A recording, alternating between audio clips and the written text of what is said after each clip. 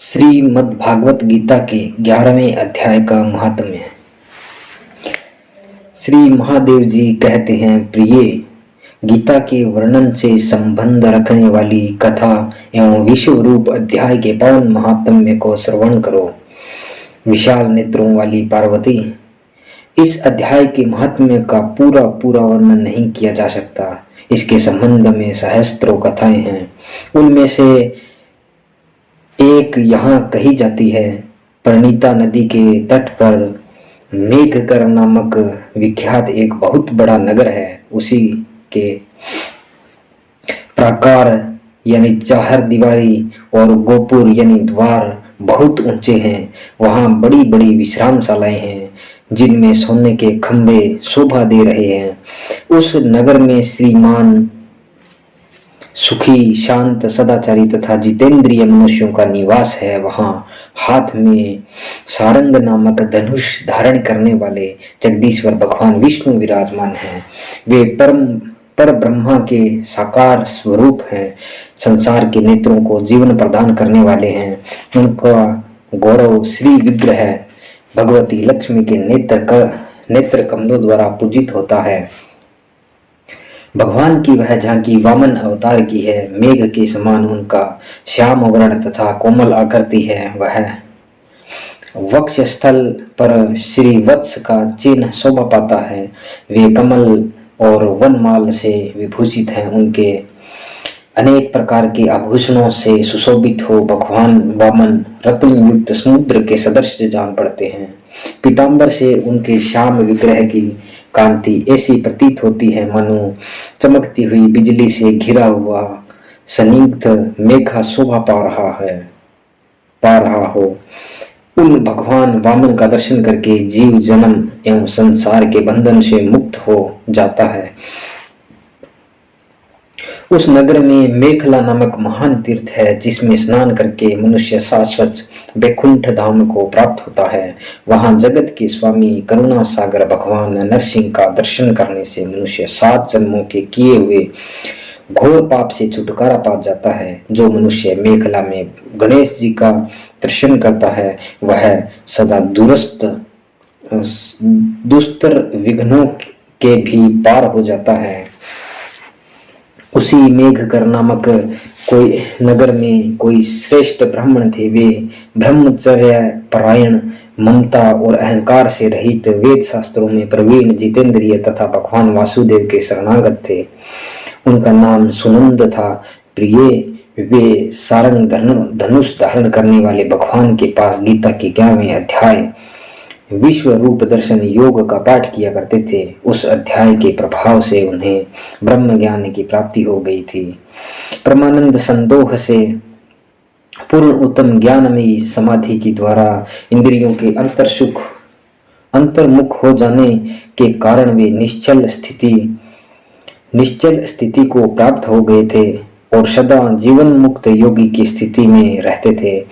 एक समय जब बृहस्पति सिंह राशि पर स्थित थे, महायोगी सुनंदन ने गोदावरी तीर्थ की यात्रा आरंभ की। वे क्रमशः विरज तीर्थ, तारा तीर्थ, कपिला संगम, अष्ट तीर्थ, कपिला द्वार, नरसिंह वन, अंबिकापुरी तथा करस्थानपुर आदि क्षेत्रों में स्नान और दर्शन करते हुए विवाह मंडप नामक नगर में आए।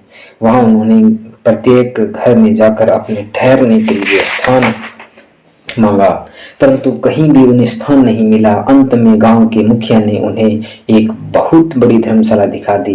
ब्राह्मण ने साथियों सहित उसके भीतर जाकर रात में निवास किया।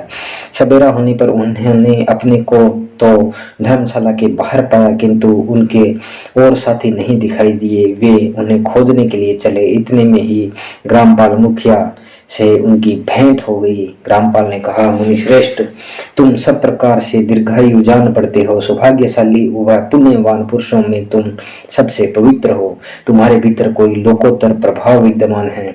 तुम्हारे साथी कहाँ गए और कैसे इस भवन से बाहर हुए, इसका पता लगाओ। मैं तुम्हारे सामने इतना ही कहूंगा कि तुम्हारे जैसा तपस्वी मुझे दूसरा कोई नहीं दिखाई देता।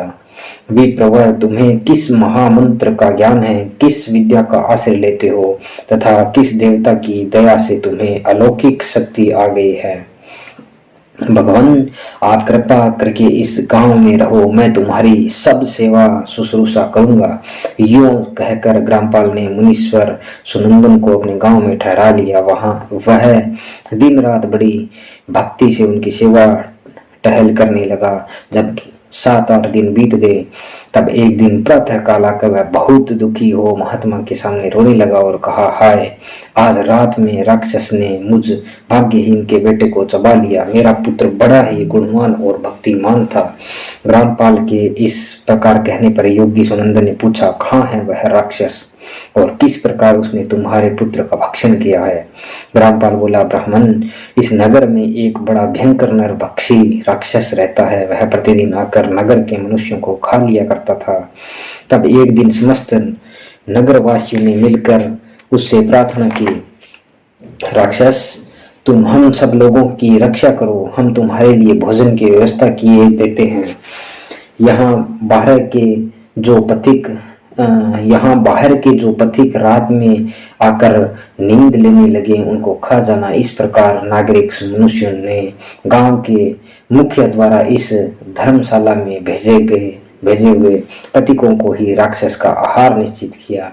अपने प्राणों की रक्षा के लिए ही उन्हें ऐसा करना पड़ा।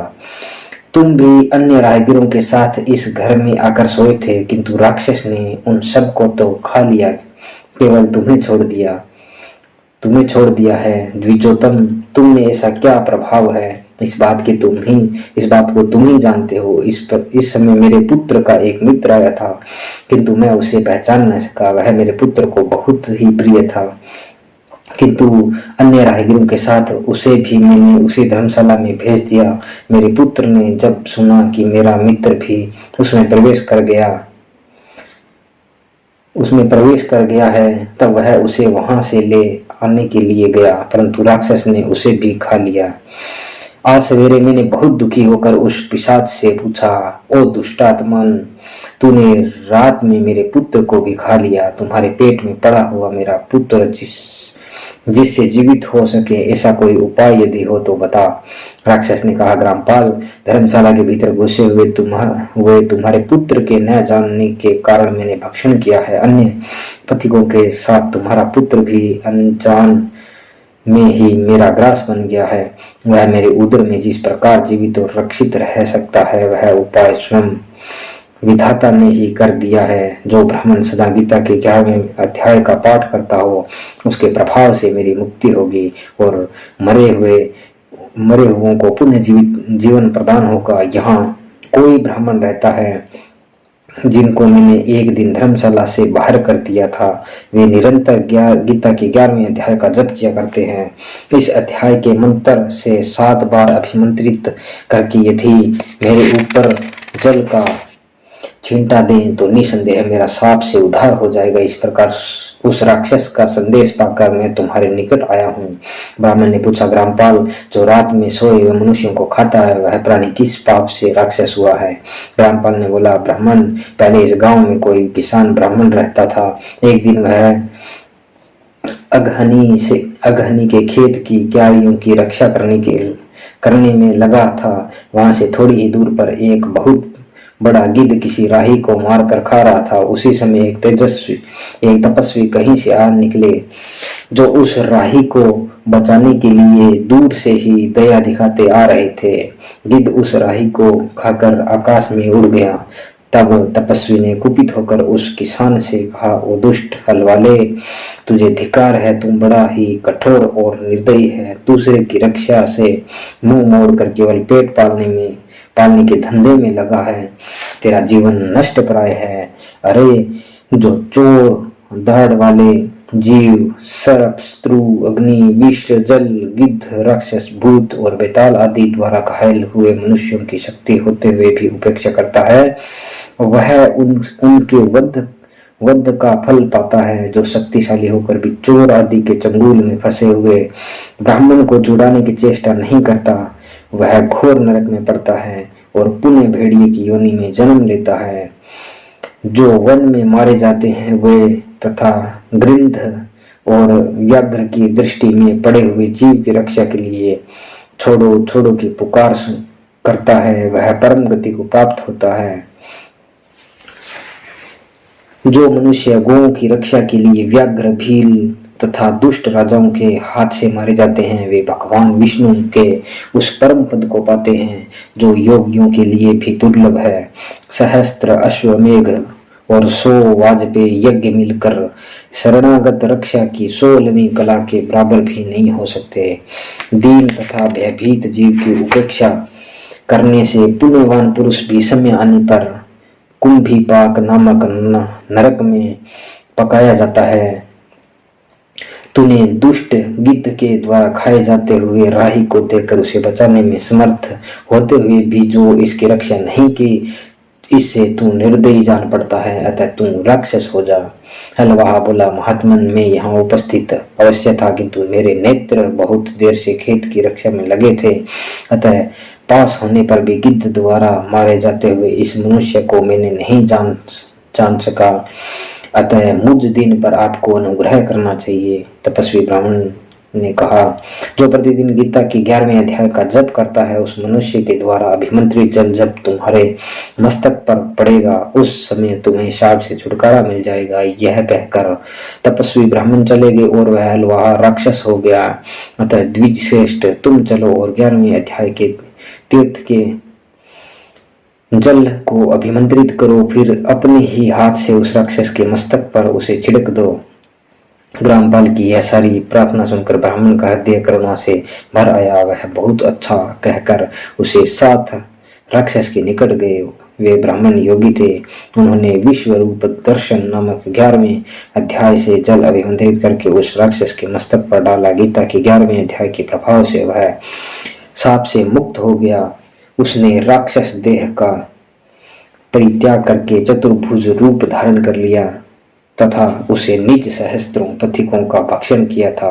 वे भी शंख चक्र एवं गदा धारण किए चतुर्भुज रूप हो गए। तत्पश्चात वे सभी विमान पर आरूढ़ हुए। इतने में ही ग्रामपाल ने राक्षस से कहा, निशाचर, मेरा पुत्र कौन है, उसे दिखाओ।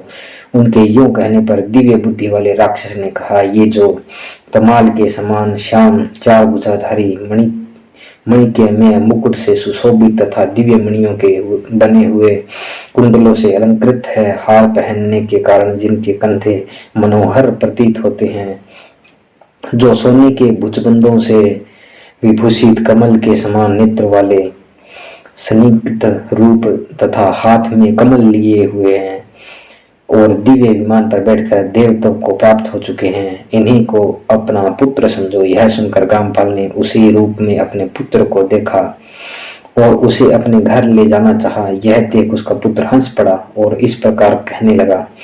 पुत्र बोला, ग्रामपाल, कई बार तुम भी मेरे पुत्र हो चुके हो। पहले मैं तुम्हारा पुत्र था, किंतु अब देवता हो गया हूँ। इन ब्राह्मण देवता के प्रसाद से वैकुंठ धाम को जाऊंगा। देखो, यह निशाचर भी चतुर्भुज रूप को प्राप्त हो गया। 11वें अध्याय के महात्म्य से यह सब लोगों के साथ श्री विष्णु धाम को जा रहा है। अतः तुम भी इन ब्राह्मण देव से गीता के 11वें अध्याय का अध्ययन करो और निरंतर उसका जप करते रहो। इसमें संदेह नहीं कि तुम्हारी भी ऐसी ही उत्तम गति होगी। तात मनुष्यों के लिए साधु पुरुषों का संग सर्वथा दुर्लभ है, वह भी इस समय तुम्हें प्राप्त है। अतः अपना अभीष्ट सिद्ध करो। धन, भोग, दान, यज्ञ, तपस्या और पूर्व कर्मों से क्या लेना है। विश्व रूप अध्याय के पाठ से ही परम कल्याण की प्राप्ति हो जाती है। पूर्णानंद संदोह स्वरूप श्री कृष्ण नामक ब्रह्म के मुख से कुरुक्षेत्र में अपने मित्र अर्जुन के प्रति जो अमृत में उपदेश निकला था, वही श्री विष्णु का परम सात्विक रूप है। तुम उसी का चिंतन करो। वह मोक्ष के लिए प्रसिद्ध रसायन है। संसार भय से डरे हुए मनुष्यों की व्याधि विनाशक तथा अनेक जन्म दुखों का नाश करने वाला है। मैं उसके सिवा दूसरे किसी साधन को ऐसा नहीं देखता, अतः उसी का अभ्यास करो। श्री महादेव जी कहते हैं, यो कहकर वह सबके साथ श्री विष्णु के परम धाम को चला गया। तब ग्रामपाल ने ब्राह्मण के मुख से उस अध्याय को पढ़ा। फिर वे दोनों ही उसके महात्म्य से विष्णु धाम को चले गए। पार्वती, इस प्रकार तुम्हें 11वें अध्याय के महात्म्य कथा सुनाई है। इसके श्रवण मात्र से महान पातकों का नाश हो जाता है। ओम श्री परमात्मने नमः। 11वां अध्याय। इस प्रकार भगवान के वचन सुनकर अर्जुन बोले, हे भगवान, मेरे पर अनुग्रह करने के लिए परम गोपनीय अध्यात्म विषयक वचन अर्थात उपदेश आपके द्वारा जो कहा गया, उससे मेरा यह अज्ञान नष्ट हो गया है। क्योंकि हे कमल नेत्र, मैंने भूतों की उत्पत्ति और प्रलय आपसे विस्तार पूर्वक सुने हैं तथा आपका अविनाशी प्रभाव ही सुना है। हे परमेश्वर, आप अपने को जैसा कहते हो यह ठीक ऐसा ही है, परंतु हे पुरुषोत्तम, आपके ज्ञान, ऐश्वर्य, शक्ति, बल, वीर्य और तेज युक्त रूप को प्रत्यक्ष देखना चाहता हूँ। इसलिए हे प्रभु, मेरे द्वारा वह आपका रूप देखा जाना शक्य है। यदि ऐसा मानते हैं तो हे योगेश्वर, आप अपने अविनाशी स्वरूप का मुझे दर्शन कराइए। इस प्रकार अर्जुन के प्रार्थना करने पर श्री कृष्ण भगवान बोले, हे पार्थ, मेरे सैकड़ों तथा हजारों नाना प्रकार के और नाना वर्ण तथा आकृति वाले अलौकिक रूपों को देख। हे भ्रांतवशी अर्जुन, मेरे में आदित्यों को अर्थात अदिति के 12 पुत्रों को और 8 वसुओं को, 11 रुद्रों को तथा दोनों अश्विनी कुमारों को और 49 मरुदगणों को देख तथा और भी बहुत से पहले न देखे हुए आश्चर्यमय रूपों को देख। हे गुडाकेश, अब इस मेरे शरीर में एक जगह स्थित हुए चराचर सहित संपूर्ण जगत को देख तथा और भी जो कुछ देखना चाहता है सो देख, परंतु मेरे को इन अपने प्राकृत नेत्रों द्वारा देखने को निसंदेह समर्थ नहीं है। इसी से मैं तेरे लिए दिव्य तथा अलौकिक चक्षु देता हूँ। इससे तू मेरे प्रभाव को और योग शक्ति को देख। संजय बोले, हे राजन, महायोगेश्वर और सब पापियों के नाश करने वाले भगवान ने इस प्रकार कहकर उनके उपरांत अर्जुन के लिए परम ऐश्वर्य युक्त दिव्य स्वरूप दिखाया।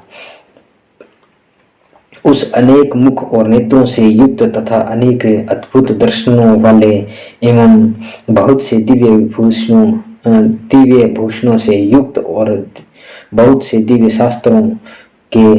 शास्त्रों को हाथ में उठाए हुए तथा दिव्य माला और वस्त्रों को धारण किए हुए और दिव्य गंध का अनुलेपन किए हुए एवं सब प्रकार के आश्चर्यों से युक्त सीमा रहित विराट स्वरूप परम देव परमेश्वर को अर्जुन ने देखा।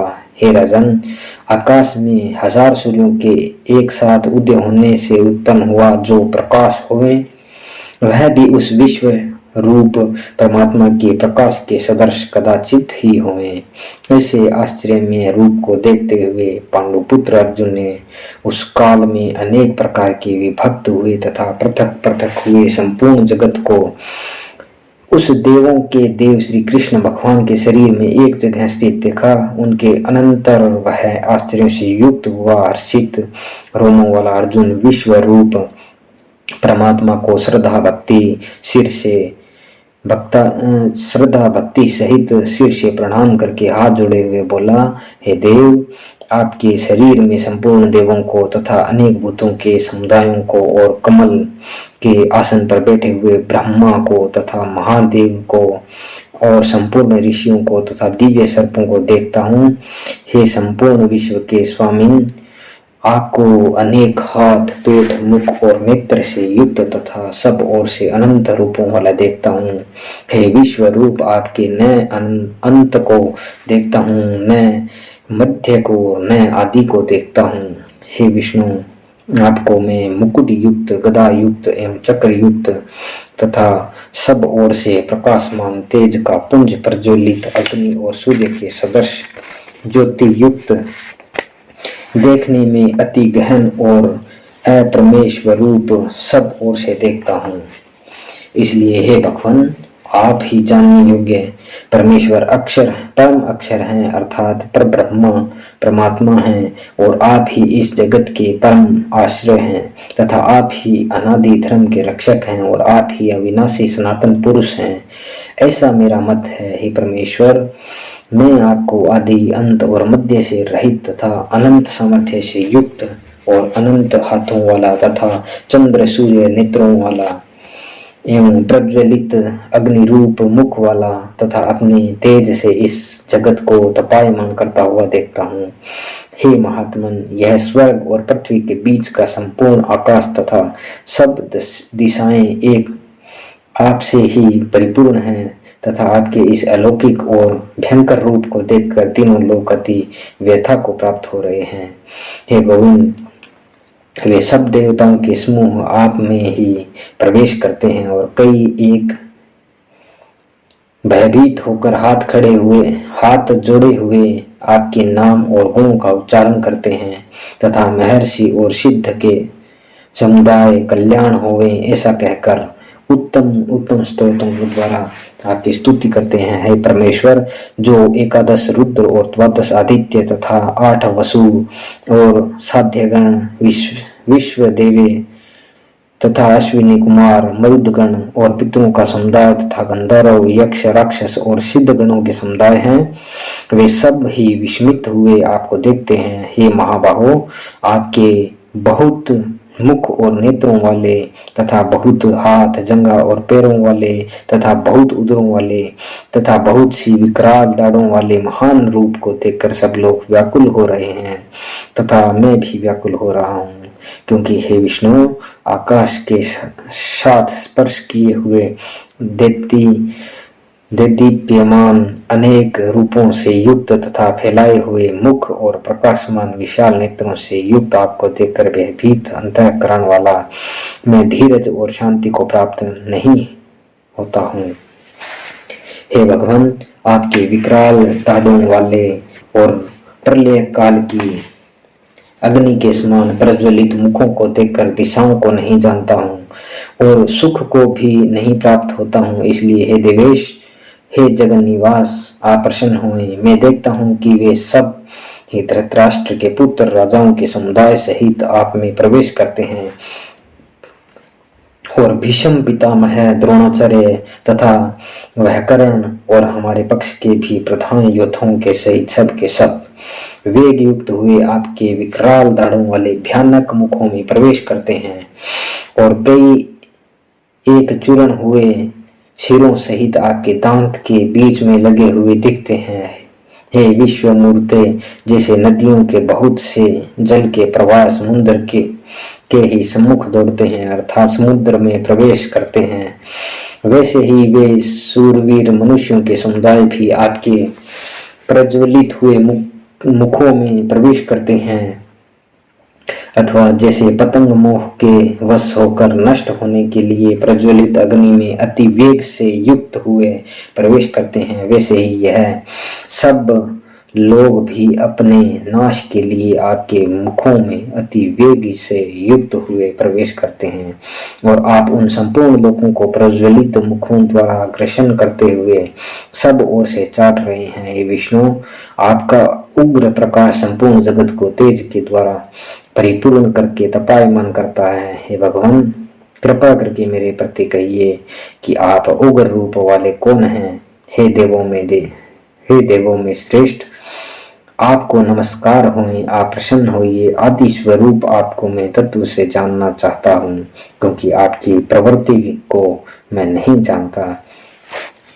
इस प्रकार अर्जुन के पूछने पर श्री कृष्ण भगवान बोले, हे अर्जुन, मैं लोगों का नाश करने वाला बड़ा हुआ महाकाल हूँ। इस समय इन लोगों को नष्ट करने के लिए प्रवृत्त हुआ हूँ।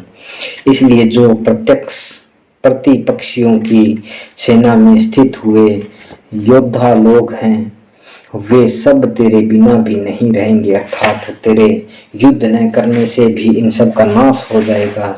इससे तू खड़ा हो और यश को प्राप्त कर तथा शत्रुओं को जीत कर धन धान्य से संपन्न राज्य को भोग। और यह सब शूरवीर पहले से ही मेरे द्वारा मारे हुए हैं।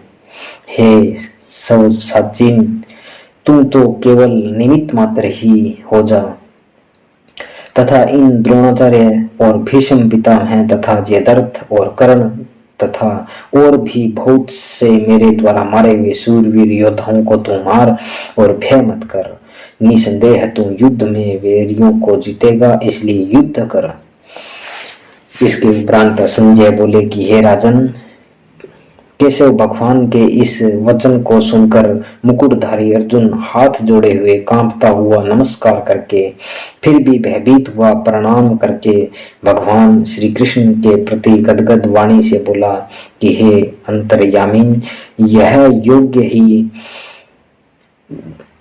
योग्य ही है कि जो आपके नाम और प्रभाव से कीर्तन से जगत अति हर्षित होता है और अनुराग को भी प्राप्त होता है तथा भयभीत हुए राक्षस लोग दिशाओं में भागते हैं और सब सिद्ध गणों के समुदाय नमस्कार करते हैं।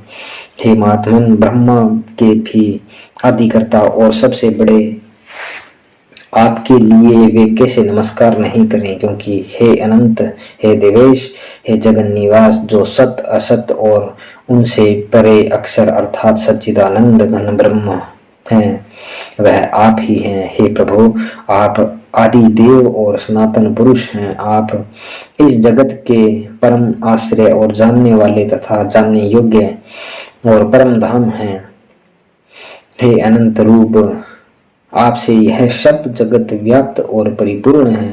हे हरे, आप वायु, यमराज, अग्नि, वरुण, चंद्रमा तथा प्रजा के स्वामी ब्रह्मा और ब्रह्मा के भी पिता हैं।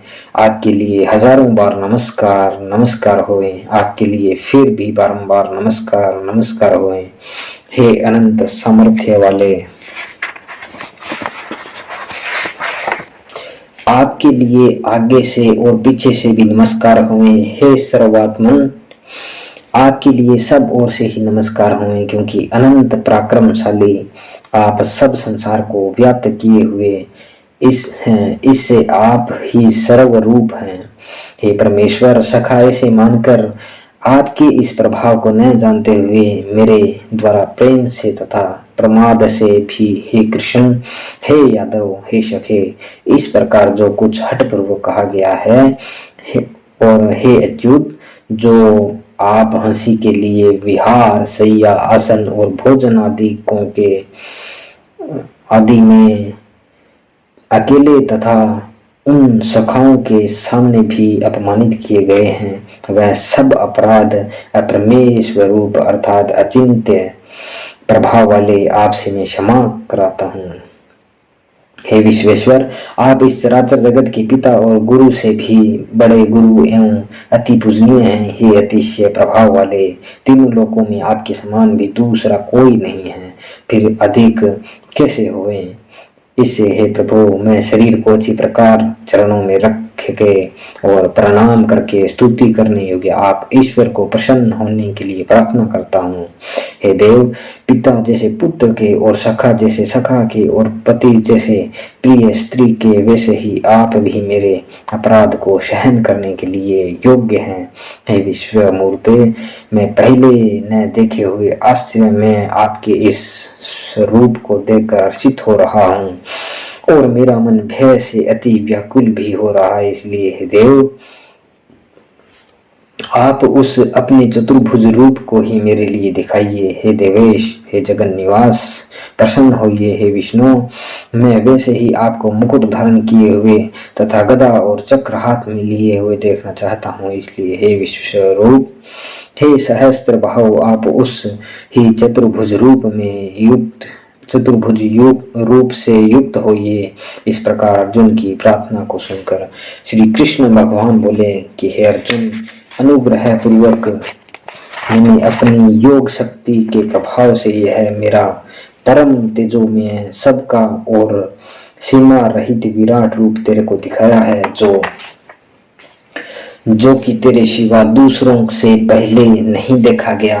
हे अर्जुन, मनुष्य लोक में इस प्रकार विश्व रूप वाला मैं न वेद और यज्ञों के अध्ययन से, न दान से, न क्रियाओं से, न उग्र तपों से ही तेरे सिवा दूसरों से देखा जानने को शक्य हूँ। इस प्रकार के मेरे इस विकराल रूप को देखकर तेरे को व्याकुलता न हुए और मूढ़ भाव ही न हुए, और भय रहित प्रीति युक्त मन वाला तू उस ही मेरे इस शंख चक्र गदा पद्म सहित चतुर्भुज रूप को फिर देख। उसके उपरांत संजय बोले, हे राजन, वासुदेव भगवान ने अर्जुन के प्रति इस प्रकार कहकर फिर वैसे ही अपने चतुर्भुज रूप को दिखाया, और फिर महात्मा कृष्ण ने सौम्य मूर्ति होकर इस भयभीत हुए अर्जुन को धीरज दिया। इसके उपरांत अर्जुन बोले, हे जनार्दन, आपके इस अति शांत मनुष्य रूप को देखकर अब मैं शांत चित्त हुआ, अपने स्वभाव को प्राप्त हो गया हूँ। इस प्रकार अर्जुन के वचनों को सुनकर श्री कृष्ण भगवान बोले, हे अर्जुन, मेरा यह चतुर्भुज रूप देखने को अति दुर्लभ है कि जिसको तुमने देखा है, क्योंकि देवता भी सदा इस रूप के दर्शन करने की इच्छा वाले हैं। हे अर्जुन, न वेदों से, न तप से, न दान से और न यज्ञ से इस प्रकार चतुर्भुज रूप वाला मैं देखा जाने को शक्य हूँ कि जैसे मेरे को तुमने देखा है। परंतु हे श्रेष्ठ तप वाले अर्जुन, अनन्य भक्ति करके तो इस प्रकार चतुर्भुज रूप वाला में प्रत्यक्ष देखने के लिए और तत्व से जानने के लिए तथा प्रवेश करने के लिए तथा अर्थात एक ही भाव से प्राप्त होने के लिए भी शक्य हूँ। हे अर्जुन, जो पुरुष केवल मेरे लिए ही सब कुछ मेरा समझता हुआ यज्ञ, दान और तप आदि संपूर्ण कर्तव्य कर्मों को करने वाला है और मेरे प्राण हैं, अर्थात मेरे को परम आश्रय और परम गति मानकर मेरी प्राप्ति के लिए तत्पर है तथा मेरा भक्त है, अर्थात मेरे नाम, गुण, प्रभाव और रहस्य के श्रवण, कीर्तन, मनन, ध्यान और पठन का प्रेम सहित निष्काम भाव से निरंतर अभ्यास करने वाला है और आसक्ति रहित है, अर्थात स्त्री, पुत्र, धनादि संपूर्ण सांसारिक पदार्थों में स्नेह रहित है और संपूर्ण भूत प्राणियों में वैर भाव से रहित है। ऐसा वह अनन्य भक्ति वाला पुरुष मेरे को ही प्राप्त होता है। इति श्रीमद् भागवत गीता रूपी उपनिषद एवं ब्रह्म विद्या तथा योग शास्त्र विषयक श्री कृष्ण और अर्जुन के संवाद में विश्व रूप दर्शन योग नामक 11वां